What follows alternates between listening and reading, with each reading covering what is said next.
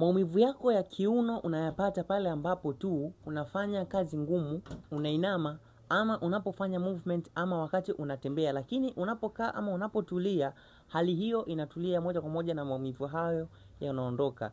Hii tunasema inaitwa stress fracture, kwa maana kuna ile mipasuko midogo midogo katika mifupa yako ya kiuno, na ndio maana unapofanya movement ni kwamba unaitonesa, na ndio maana unapitia hali hiyo ya maumivu. Lakini unapotulia, hali hii nayo inatulia na maumivu yanaondoka. Jua ya kwamba tayari una stress fracture. Hakikisha unaenda kufanya vipimo na unajua mifupa yako ipo katika hali gani ama iko na fracture kiasi gani, kwa sababu unapoenda kupuuzia kutokana na maumivu haya kupoa baada ya kutulia, jua kwamba ipo siku ambapo unaweza ukatengua nyonga yako ama ukavunjika mifupa yako kwa urahisi, na hivyo ukashindwa kufanya kazi zako. Unaweza kuchukua namba yangu hapo bio nikupe ushauri, lakini pia nimewasaidia watu wengi sana ambao wana changamoto za nyonga za kiuno pamoja na mifupa kwa ujumla. Chukua namba yangu nipigie moja kwa moja ili nikupe suluhisho la kudumu.